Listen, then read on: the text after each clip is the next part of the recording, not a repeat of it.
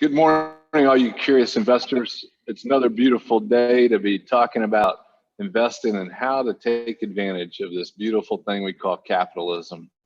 I am Keith Tyner. I am your host.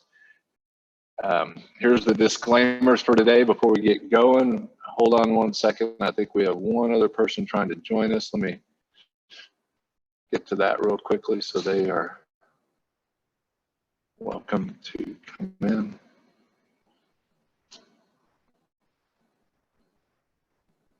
Don't see that, so we are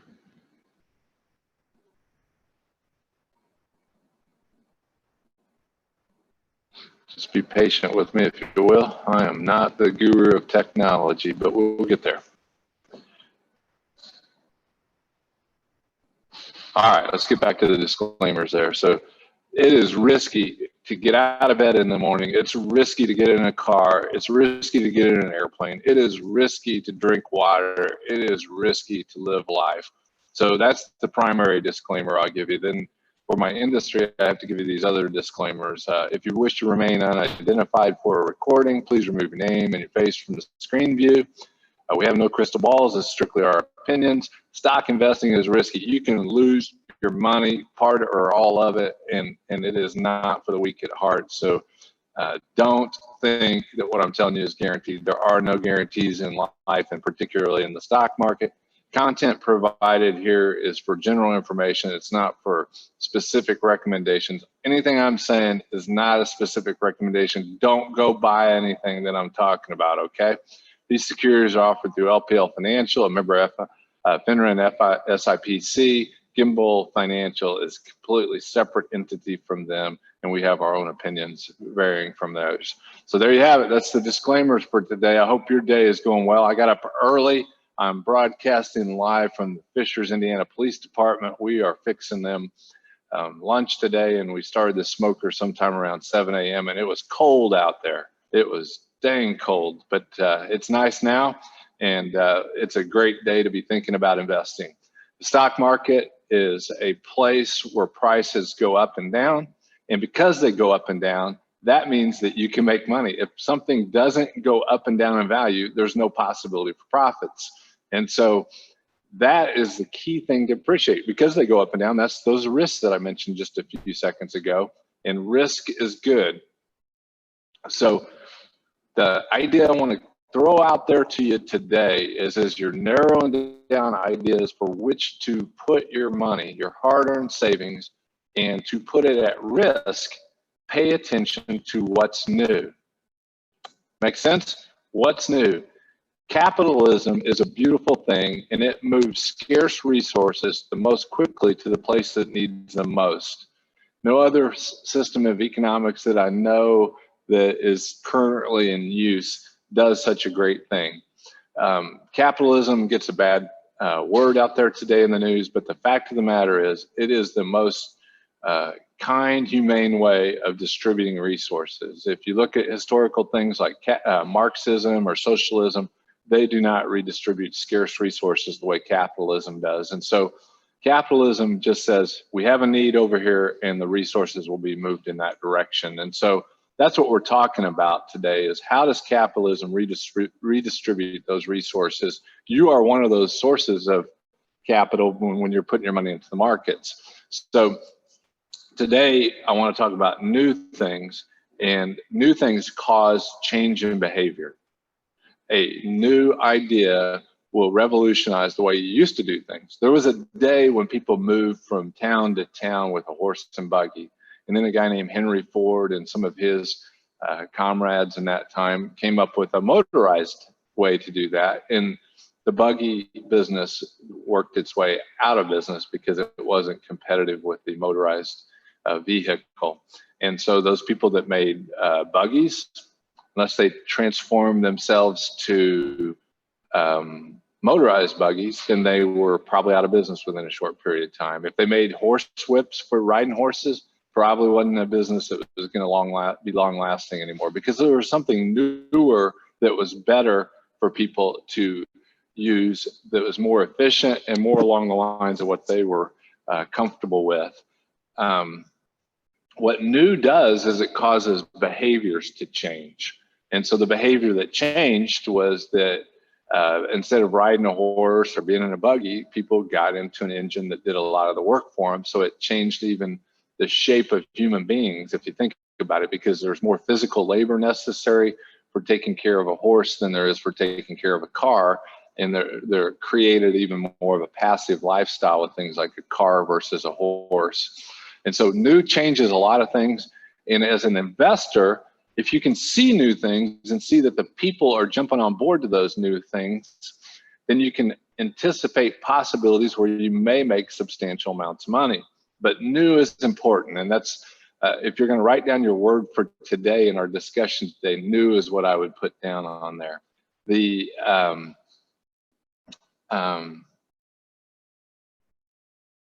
newness that happens will also cause like a wave of other opportunities that's around them that create other kind of incremental products or incremental ideas that create possibilities. So if we take COVID, for example, COVID was a new idea. It was something we haven't experienced, and it caused behavior of people to change. And if you can watch that behavior and think about that for a second, then all of a sudden you can see where capital starts to get redistributed and those scarce resources are moved over.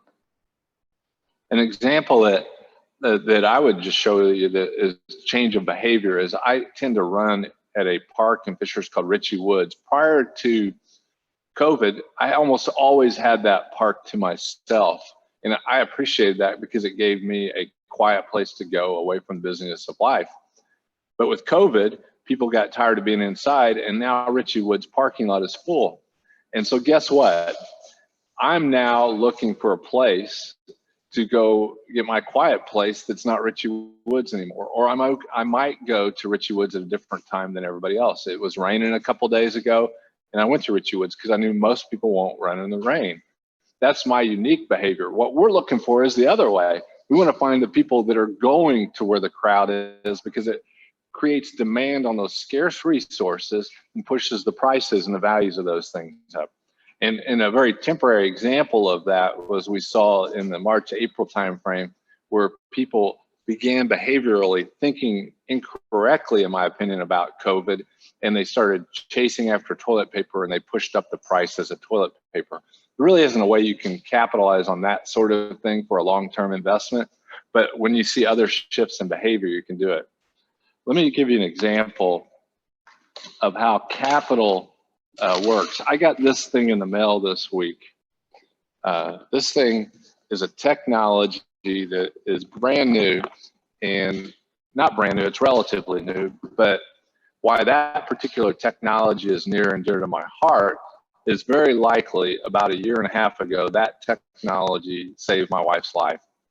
It's called a Cologuard. It's a way to get a test of your colon to see if your colon is at risk for cancer.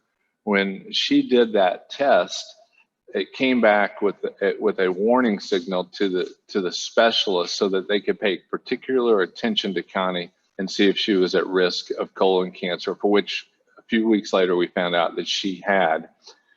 That medical technology probably saved her life. I don't know. That with colon cancer, from what I know, advanced detection, early detection, increases the probability of recovery and healthy futures. And so Cologuard is a competing mechanism to a colonoscopy. A colonoscopy is an invasive kind of procedure that that a lot of men or people at age 50 have to get their first colonoscopy, and then they have to do it every 10 years if there's no problems. Well, I had one 10 years ago, and because I knew a Cologuard, I knew that this might be just a good replacement for going and having the procedure that ordinarily would have been done. With Cologuard, you do this every 3 years, which can very similarly give you a good idea whether there's a colonoscopy necessary or not. So then what I would think is, well, who's the company that makes Cologuard? Because that's something new, that's something transformative to our economy that might be a good starting place to look for a solution for an investing idea. The other thing to think about with newness is most newness comes from creating a solution to a problem, because I'm not sitting at my desk today. I had a problem, and I'm going to show you this problem. I couldn't get my computer to be at a level that I needed for the place that I'm at. So I found this little chair, but it was this little step ladder, but it wasn't high enough. And so I had to figure out how to get this thing higher. And I saw over there that there's a bunch of water things. And so I went over there and put three of those under my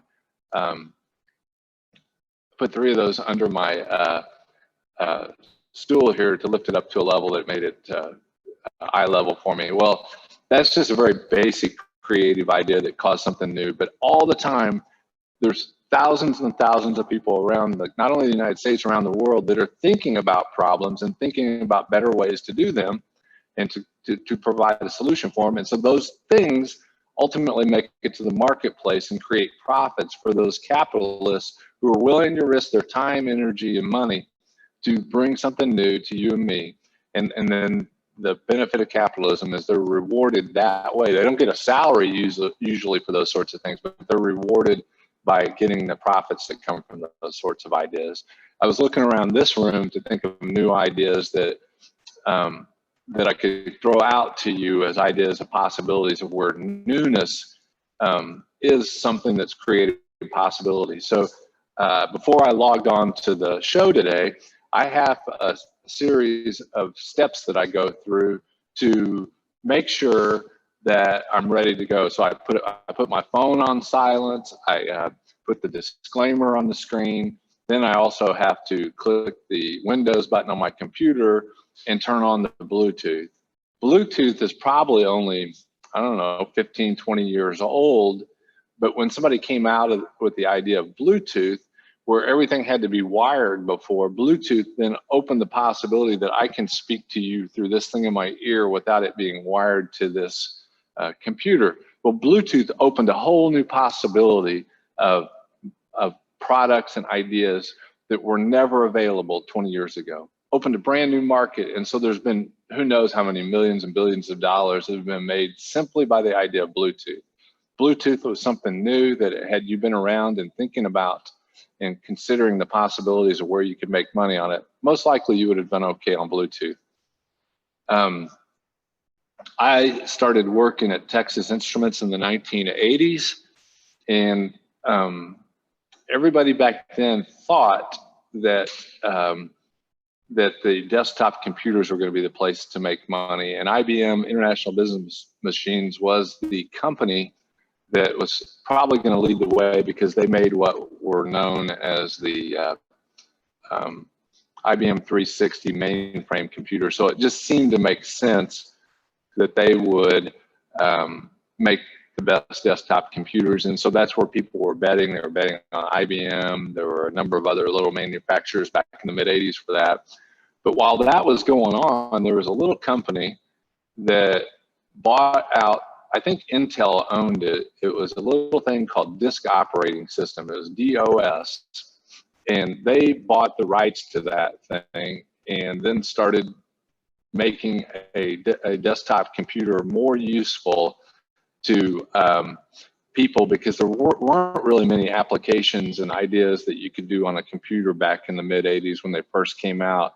And so these creative souls with Microsoft decided to buy out this DOS thing so they could figure out some software applications that could work for the computers.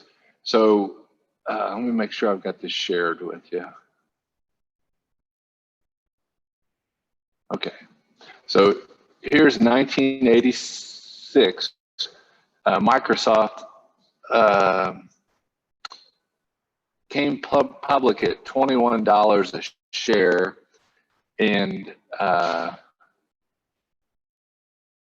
over here in 86, but I'm guessing, oh, maybe it did, I don't know. Maybe it came there and dropped.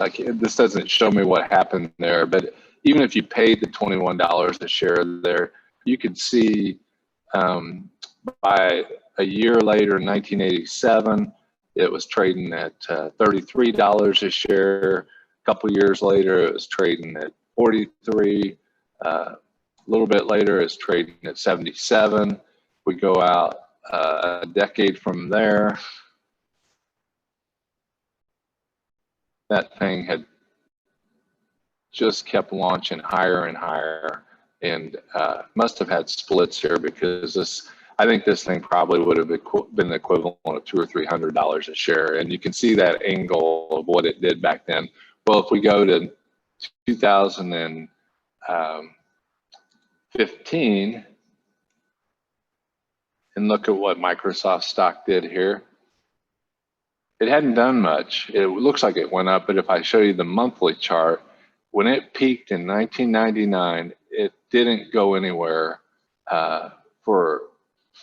it took it until 2015 to get to the same level it was in 1999. And so this ship had sailed, is kind of the saying, is that this is the newness part of Microsoft. And for the long term over there, it didn't do much at all. That's a 1980s example. 1990s, a lot of the baby boomers were buying houses and getting settled. And in probably the late 80s, early 90s, there's a little company that was just struggling to make their place in the world. And they were a new idea back then. And here's what they did. They were called Home Depot. Looks like 1983 was when they had their first run.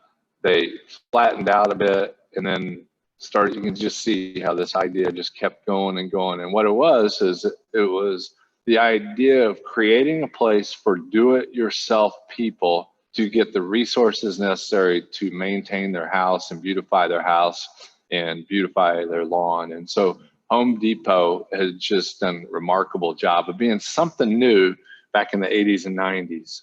I'm sitting in a police station, and I noticed a year ago, every Halloween I go for a ride along with a police officer, and I was snooping around the police officer's building here, and I saw something that intrigued me, and it caused me to come back to my house and do some research.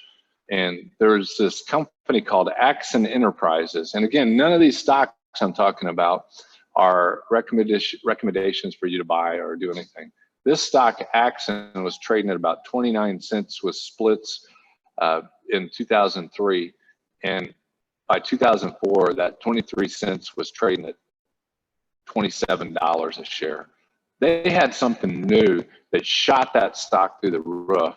And what that was called was a taser gun. And because they came up with this idea how to detain possible criminals without actually shooting them, the police forces all over the country began buying tasers. Well, then tasers got a bad reputation and it was no longer new. And you can see over here to the right where the stock just languished from 2004 here all the way to 2018. And it caught my eye last year because I noticed that there was something new that was going on there. And what Axon has new is body cameras. And with all the things that are going on culturally that are new right now, you can see the need for police departments to not only protect their officers, but protect themselves in case they do have a rogue officer. And so those body cameras are with them whenever they're on duty. And so all the police officers in this building will be wearing one when they go about their day out in public. And so that's part of the story there. The other part of the story is that if you guys are like me and you make videos, what do you do? How do you organize those videos? How do you store them? How do you recall them? I'm not very good at that, but what Axon does is that they take these videos that these police officers are taking throughout their day, and they organize them in a way for which they can be quickly accessed and tied to a situation that might come up in the reviews of how the officer responded to them. And so that's a new technology from a company that's been around for a while, that they came to a creative new idea, going completely different from a weapon to something that is more data oriented. I'll show you a couple more here. Our business we need telephones to operate our business, and for years that's been a expensive part of our business. The phone companies were expensive, the handsets were expensive, all kinds of things were expensive. And last year I realized I needed some new technology, some new phones, and every time I've done that as a business owner, I'm like, oh, it's such a painful thing. Well, in probably October or November, we were just searching out the choices that were available to us, and we found an organization called Ring Central, and Ring Central gave us a technology solution to our phones. And the fact of the matter is where I've always had a handset on my desk, I have a handset for my Ring Central phone system, but I haven't personally used my handset since probably January. And that's been because of a number of situations. I've had COVID, I've had to move, and that our office has done, and yet we haven't needed that handset. Well, if you'd have told me 5 years ago that I wouldn't have a handset to operate my business, I would have told you you're crazy. But Ring Central brought a new solution to an old problem. And if you look at their stock chart there, you can see where this stock went from the $20 a share level just a couple of years ago, 20 to 25 there, to you can buy all you want today for $275. So the technology of something as simple as a telephone, which has been around since Alexander Graham Bell, has evolved, that there's still possibilities of newness there with something like Ring Central. I think the last idea I'm going to throw out there to you is I was walking around this warehouse situation, and just everything in here, I don't know if you can see all these things. Let me stop sharing for a second here. As you look around, there's all kinds of things in this building. At one point in time, everything in here was new. Isn't that weird? I always think, because I know that newness creates possibilities, I always think about the person that made the pencil or the pencil eraser. That those people made so much money on that. They probably had a mansion in the Bahamas or someplace crazy from coming up with something as simple as a pencil or a pencil eraser. And so the other new idea I thought I would give you is, over the way there's some coolers down there. And coolers have been around forever. I think at least 50 or 60 years. I don't know, maybe 70 years. I don't know. But I think the first one that came to mind was Thermos. They had, I think that was a brand of coolers. There's gosh, I can't think of who the old brand names. Igloo coolers, and so coolers they're just not that new of a technology. Like, it wouldn't seem like you could make money by doing coolers. Well, check this out.